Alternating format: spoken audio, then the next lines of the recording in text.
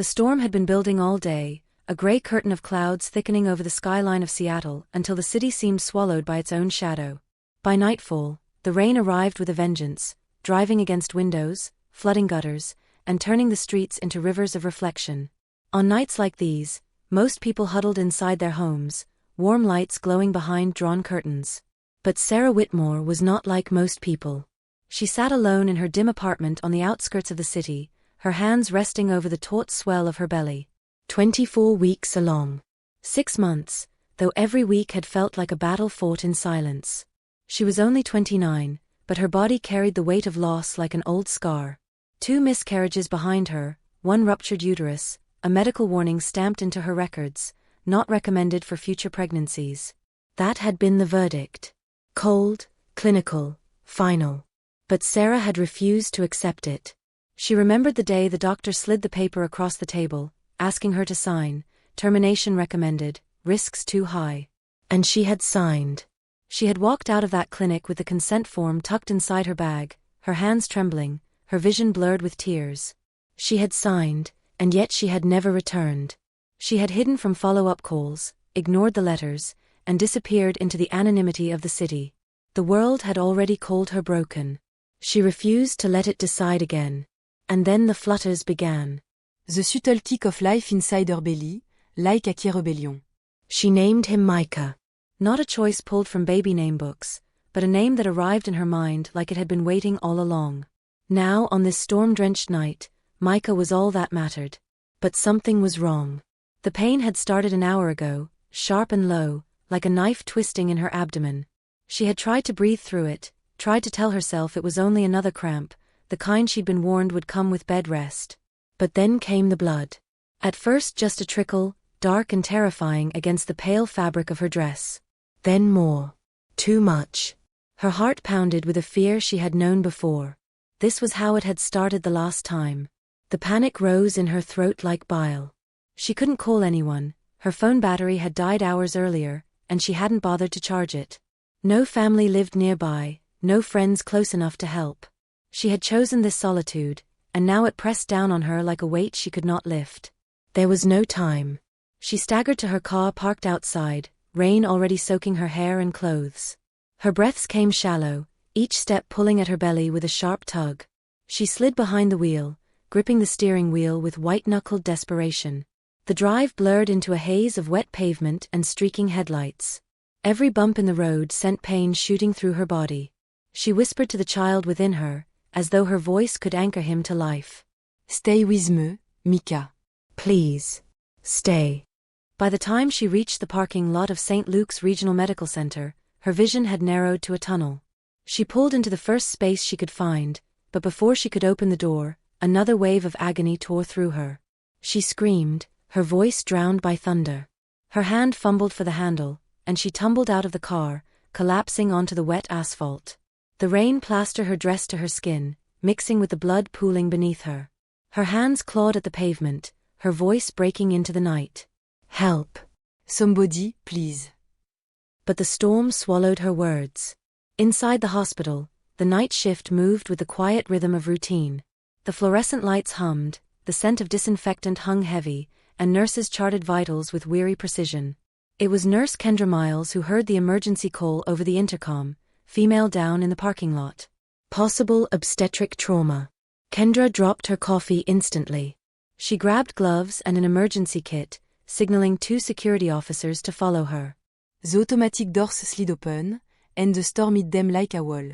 They sprinted across the slick pavement, their shoes splashing through shallow pools.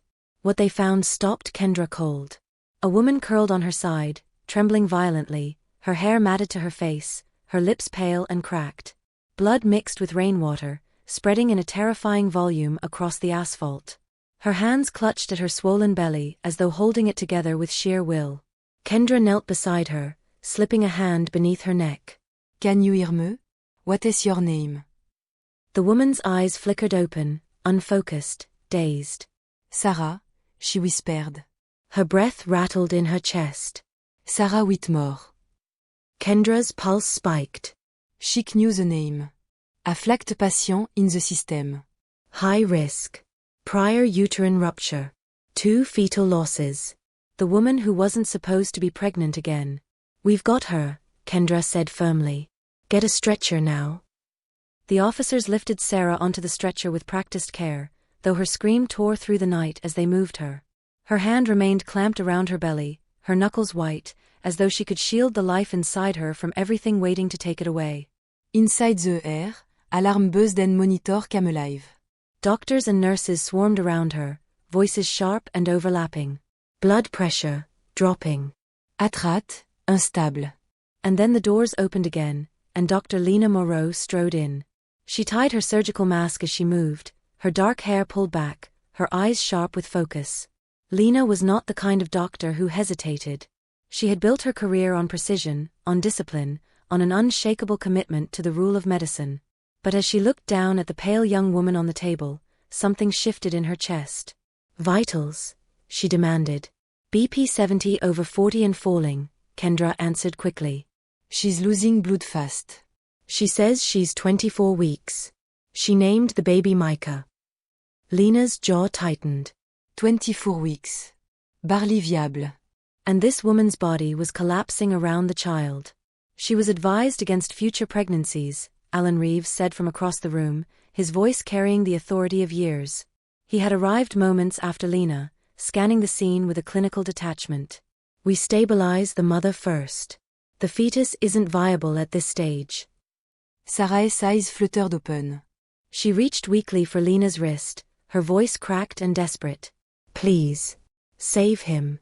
Don't let him die. For the briefest moment, Lena hesitated. Then she leaned close enough for Sarah to hear. We're going to do everything we can. And with that, she made a decision that would change everything.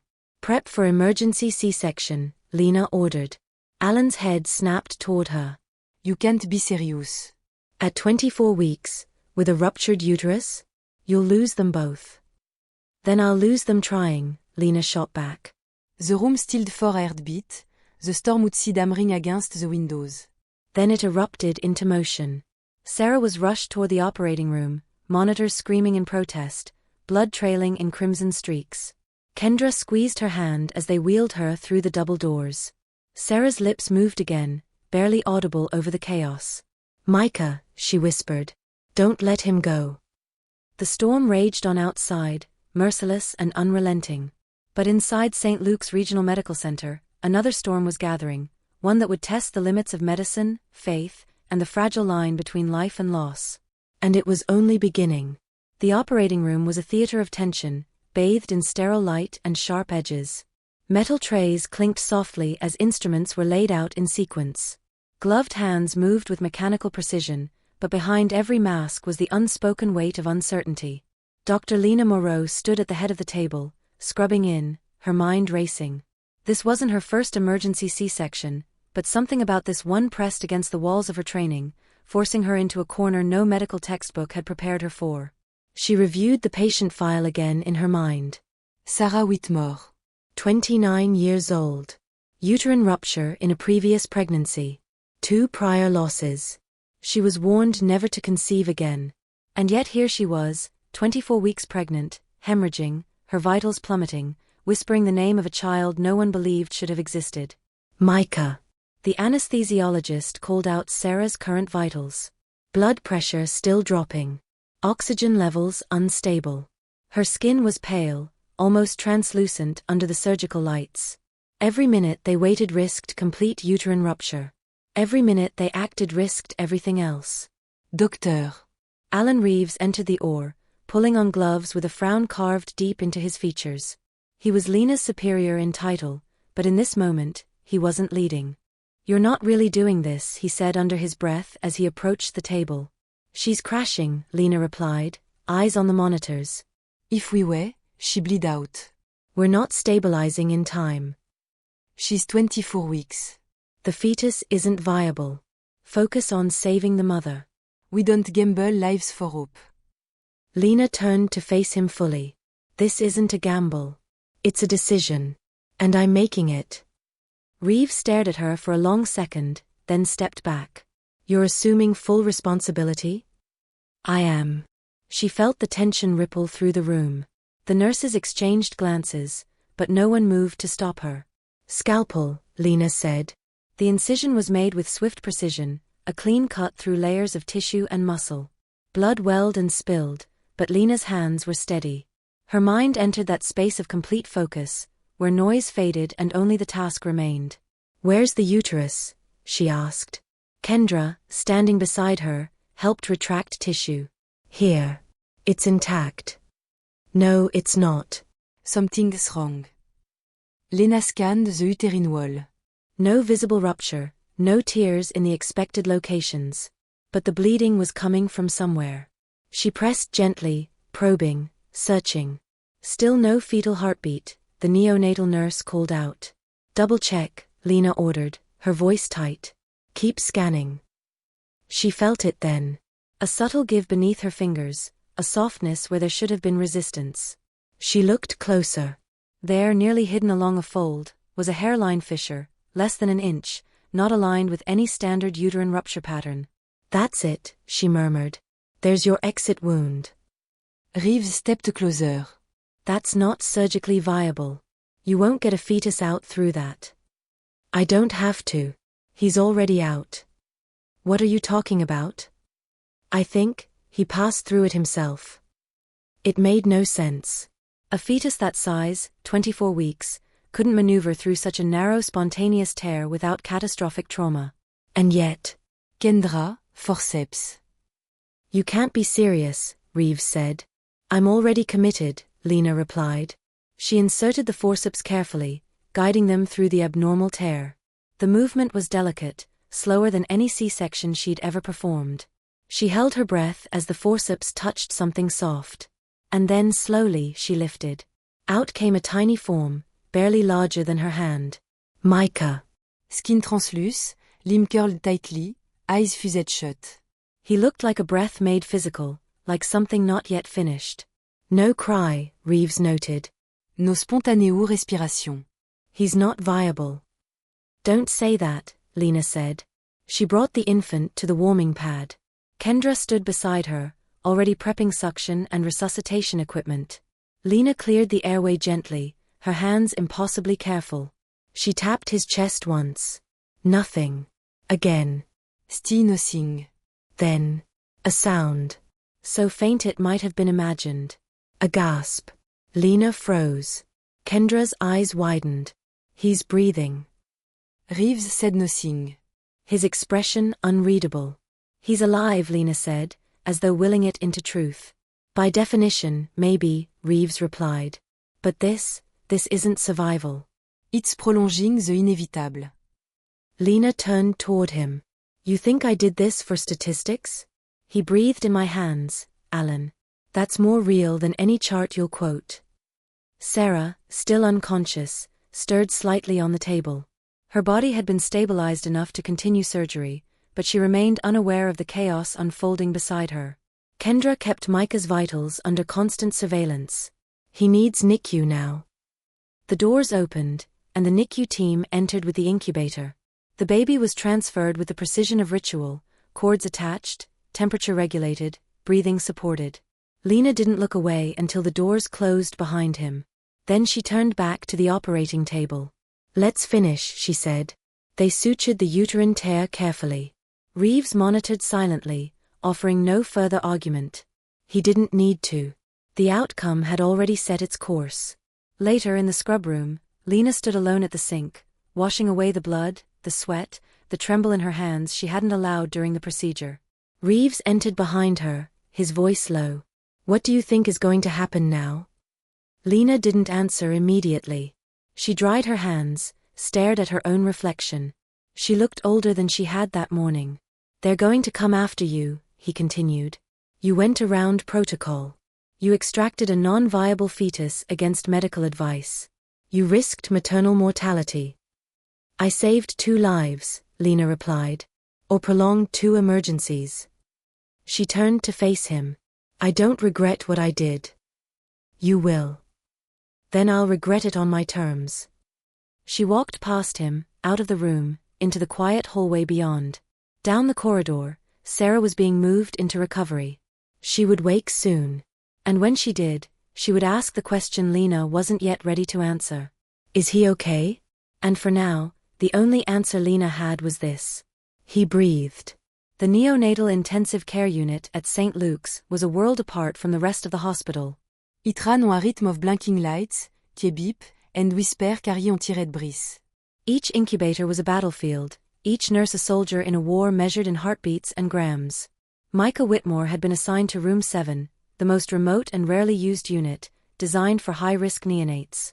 It wasn't lost on anyone that the room had sat empty for months until this moment.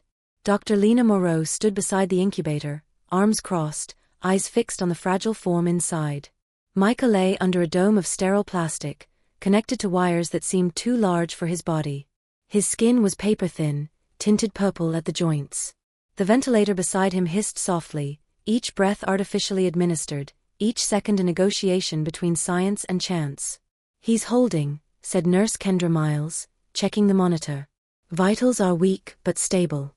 Oxygen saturation is rising, slowly. He should have never taken a first breath, murmured Lena, almost to herself. And yet here we are, Kendra said. Down the hall, Sarah Whitmore was coming out of anesthesia. She blinked against the fluorescent lights above her hospital bed, her head swimming in a fog of memory and pain. It took her a moment to place the room, the beeping machines, the sterile smell. Then it all rushed back, blood, rein, the fall, the pain in her belly, the voice of a doctor, the cold grip of fear. Her hand moved instinctively to her abdomen. It was no longer taut. She gasped. Micah, she whispered, her voice breaking. Kendra entered the room just then, clipboard in hand. She softened at the sight of Sarah's panic. He's alive, she said gently. But he's very fragile. Sarah tried to sit up, wincing. I want to see him. Please. You will. But you need to regain your strength first. He's in NICU, surrounded by everything we have. Dr. Moreau hasn't left his side. Sarah's eyes welled with tears. She believed me. No one else did. Kendra smiled faintly. Sometimes belief is the only thing that keeps us going. By the next morning, the story had already escaped the hospital walls. It started with a single image, a gloved hand holding a premature infant no larger than a palm. The photo, taken by an anonymous staff member, had been shared in a private message thread before finding its way to social media. Within hours, it had gone viral. World's smallest survivor, the caption read. The image sparked a wildfire. News outlets picked it up. Interviews were requested. Ethical debates ignited across platforms. Was this medicine or recklessness? Was Dr. Moreau a hero or a liability? Medical professionals weighed in, citing protocols, case studies, viability statistics. Others saw something else entirely, a miracle. Inside the hospital, Lena refused to comment. She declined interviews, refused camera crews, and redirected all inquiries to hospital administration. Her priority was singular. Micah. The baby was still fighting, every breath a fragile miracle. But not everyone at St. Luke's was pleased. A meeting was called behind closed doors, where hospital executives and legal counsel dissected Lena's every move. She acted without clearance, one board member stated. That's a legal nightmare. She saved 2 lives, someone else argued. We're not in the business of miracles. We're in the business of liability.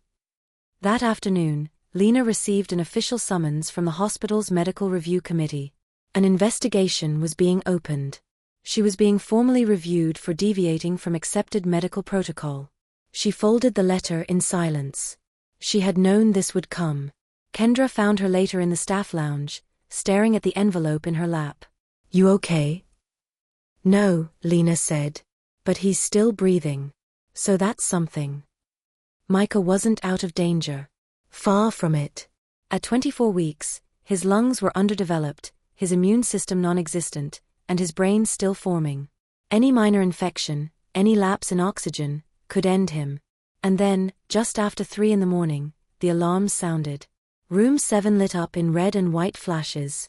Oxygen saturation dropped. Heart rate slowed. The ventilator beeped erratically. He's crashing, a nurse shouted. Lena burst into the room moment laté. Her hands moved faster than her mind. She called for manual ventilation, ordered increased pressure, adjusted the ventilator herself. "Get the epinephrine," she snapped. "He's too small," a resident nurse stammered. "Then learn right now." The team moved in sync under her command. Kendra stood at the head of the incubator, calling out vitals. Lena leaned over Micah, her face inches from his. "You came this far," she whispered. Don't stop now. Down the hall, Sarah had awakened in her recovery bed. She couldn't hear the alarms, but she felt something shift, like gravity pulling her chest inward. She hit the call button repeatedly until 2 nurses arrived. "I need to see him," she said. They hesitated. "I'm his mother," she snapped. "Now." Minutes later, Sarah was wheeled into the NICU, for still connected, body trembling. She reached the glass window just in time to see Lena performing CPR with her fingers no larger than a pencil pressing against Micah's chest. "Micah," she breathed. Inside the incubator, the baby's chest fluttered. Once. Then again. Beep. A weak signal returned to the monitor. "He's back," Kendra said, voice breaking. "We've got him." The room released a collective breath. Sarah tires speed freely. "I thought I'd lost him," she whispered. Lena didn't turn from the incubator. "Not yet." They stabilized him again. Oxygen rose. Heart rate held. The crisis passed, just barely. Later that morning, Lena stood by Micah's bedside, exhausted but resolute. Kendra joined her, holding 2 cups of coffee. "Twice now," Kendra said. "Twice he came back," Lena replied. "People are calling you reckless. They're saying you broke the rules." "I did," Lena said simply. "Because the rules didn't account for him." Kendra looked at the tiny body in the incubator. "What do you think it is? Luck?" "No," Lena said. Persistance. "His. Mine. Sarah's." It's the only thing stronger than protocol. For the first time in hours, Lena allowed herself to sit down. She looked through the glass, watching the rise and fall of Micah's chest. It was almost imperceptible. But it was there. Life. The letter sat unopened on Dr. Lena Moreau's desk. The hospital seal was embossed in the upper left corner, its weight undeniable. She didn't need to read it to know what it said. A formal investigation had begun. She was to appear before the Medical Review Committee for actions taken outside protocol, including performing an unsanctioned C-section and initiating experimental measures without prior approval. The language would be careful, clinical, and cold. But the message was clear. You broke the rule. Down the hallway, Micah's condition had stabilized again. For now. His oxygen levels were holding. His heart rate, though fragile, had regained rhythm. But his body remained on the edge of viability. Infection was the constant threat, and despite the round-the-clock care, his immune system was dangerously compromised. Lena stood beside the incubator, watching him sleep under the glow of the warming light. Sarah sat nearby in a wheelchair, pale but alert, her eyes never leaving her son. "They said you saved him twice," Sarah said quietly. "I was lucky. So was he." "I don't believe in luck." Lena didn't answer right away. She looked at the tiny monitors, then at the wires crisscrossing Micah's body. "There's talk of transferring his care," Lena said eventually. "To another neonatologist. They want me to step away during the review." Sarah turned sharply. "Are you going to?" Lena hesitated. "If I don't, they could suspend me permanently. They've asked for my cooperation." Sarah leaned forward, her voice harder than before. "But he's alive because of you. Not them. You didn't just cooperate, you fought. Who's going to fight for him if you're gone?" Lena met her eyes. "That's what I'm trying to figure out." Later that day, a second crisis struck. Micah's temperature spiked. Blood tests confirmed the worst, late-onset sepsis. A bloodstream infection. Not uncommon in preemies, but often fatal. The standard treatment would be a cocktail of antibiotics, but Micah's tiny body had already been pushed to the limit. The hospital's infectious disease team recommended against aggressive treatment. The risk of organ failure was too high. They advised Sarah to consider palliative care. "He's suffering," one doctor said gently. "It may be time to let him go in peace." Sarah listened in stunned silence. The warden in the air like poison. Then she turned to Lena, who stood against the back wall, silent. What do you think? She asked. Lena took a long breath. There's one option left. An experimental stem cell therapy. Still in trial stages. It's not FDA approved, and the hospital won't sponsor it. But it might help his immune system recover. Has it ever worked before? In theory, yes. In practice, not for someone this small. Not yet. And the risk? Everything. Sarah looked back at the window into NICU room 7. Micah was still, except for the soft mechanical rise and fall of his chest. They already wrote him off, she whispered. Twice. Lena said nothing. I want to try. The hospital's ethics board rejected the request within hours. Their reasoning, too risky, insufficient data, liability concerns. Lena was warned not to pursue unauthorized treatments. Doing so could result in immediate termination and possible loss of her medical license. That evening, Lena sat in the on-call room, the rejection notice open on her phone. She stared at it in silence until a soft knock came at the door. It was Dr. Alan Reeves. He stepped inside without waiting for invitation, hands in the pockets of his lab coat, expression unreadable. I read the ethics report, he said.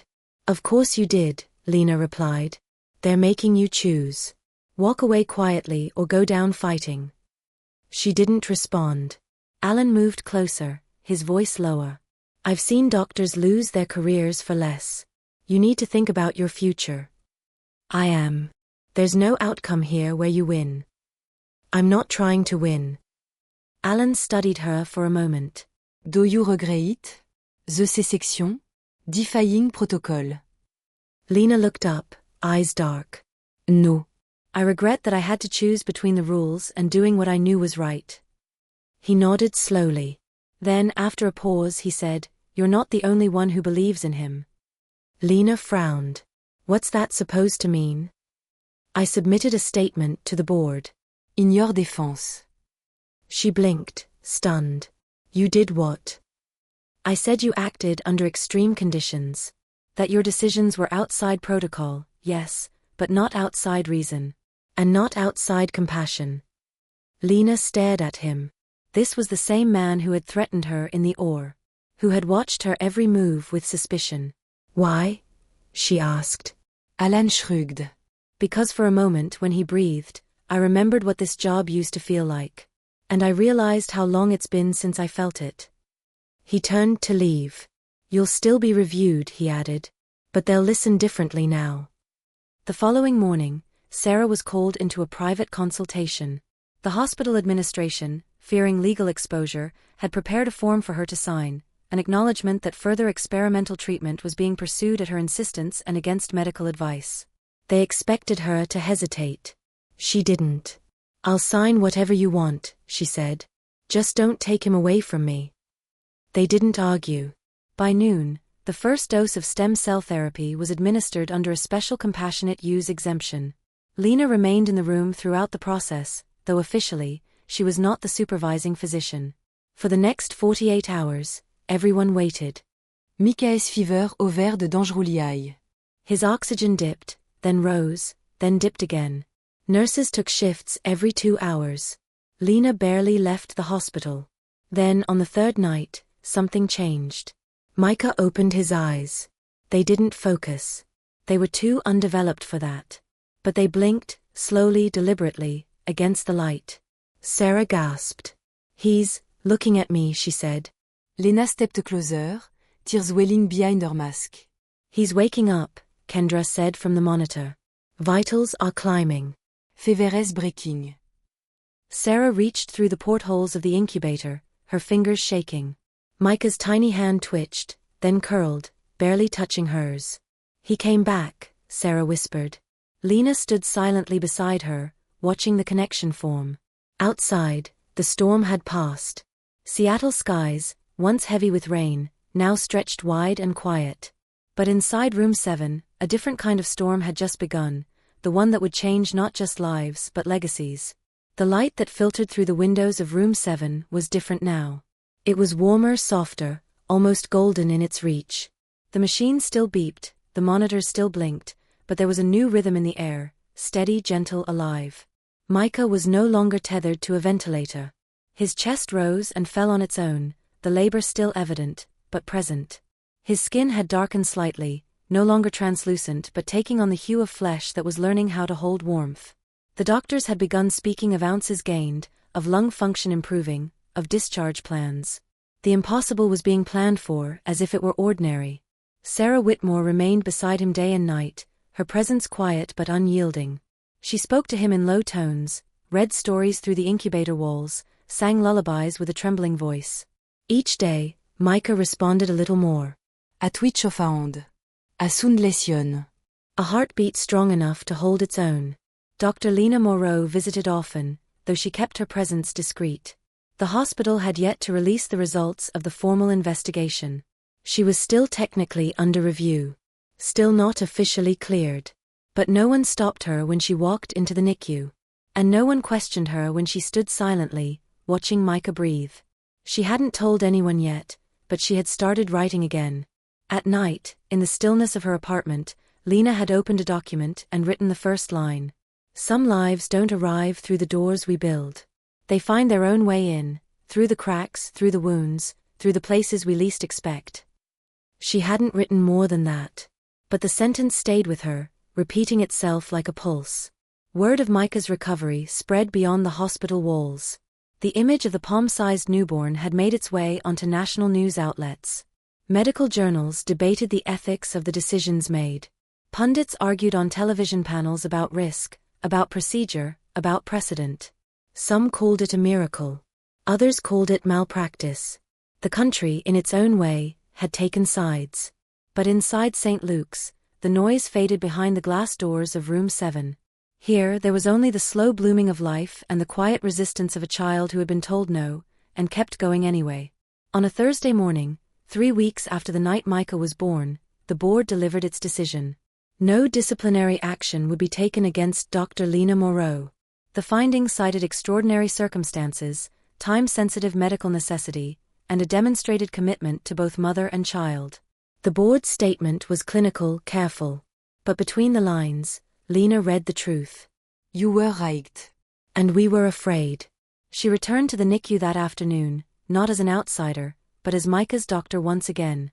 Sarah looked up when Lena entered. Her face broke into a tired but radiant smile. I heard, she said. Lena nodded. They dropped it. Good. Because you're not done. Lena stepped to the incubator and checked the latest vitals. Stable. Oxygen at 96%. Weight gain consistent. He's almost ready, Lena said. Sarah's voice cooked. Ready. To leave the incubator. We'll move him into a transitional crib this weekend. Sarah stared at her son, barely able to speak. I didn't think we'd get 2 hours. Now we're talking about going home.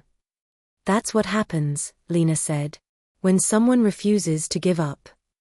A nurse entered a moment later with a small bundle, Micah's first set of clothes. Sarah picked them up, fingers tracing the soft fabric. She looked at Lena. I don't know how to thank you. You already have, Lena replied. The next 2 weeks passed like a quiet dream. Micah moved from incubator to crib. He began feeding through a bottle, learning to suck and swallow. His cries, thin and high-pitched, became the most celebrated sound in the ward. The staff watched his progress like spectators at a miracle unfolding in real time. On the 31st day since his birth, Micah was cleared for discharge. The hospital lobby was quiet that morning. Reporters had gathered outside, but they remained behind barricades, as instructed. No cameras were allowed inside. Sarah had made that clear. She walked out of the NICU holding her son against her chest, wrapped in a soft blue blanket. He was still small, impossibly so, but there was weight in him now. Heat. Presence. Lena stood by the sliding doors, her white coat folded over her arm. Her eyes were tired but bright. Sarah paused before her. He's heavier than I thought he'd be, she said. That's what happens, Lena replied, when you start believing you belong here. Sarah adjusted the blanket, looked at Lena with something unspoken in her gaze. A kind of gratitude that no language could carry. I don't know how to carry this, she whispered. This story. You don't have to, Lena said. Juste là vite. Kendra arrived just then, holding a small envelope. I found this on your desk, she said to Lena, then turned to Sarah. I think it's meant for you. Sarah opened the envelope slowly. Inside was a handwritten note, just a few lines in Lena's unmistakable handwriting. You weren't born through a textbook. You were born. And sometimes, that's where the light gets in. Sarah folded the note and pressed it to her chest. Outside, the clouds had parted. A weak sun filtered through the trees, casting light across the concrete. Micah stirred in her arms, his tiny hand lifting slightly from the blanket, as if reaching for something. Lena watched them go, her throat tight, her heart full. As they disappeared through the hospital doors, Kendra came to stand beside her. Do you think he'll remember any of this? Kendra asked. No, Lena said. But he'll carry it. In every breath, in every scar his body holds. He'll carry the story of a fight that no one thought he could win. They stood in silence for a moment longer, watching the sunlight creep across the hospital floor. Then Kendra said, You going to write about it? I already started, Lena replied. She didn't say what the next sentence would be. But in her mind, it had already taken shape. Some lives are not born through the doors we open. They are born through the cracks we don't see. And if we're lucky, we notice, just in time, to catch them when they fall.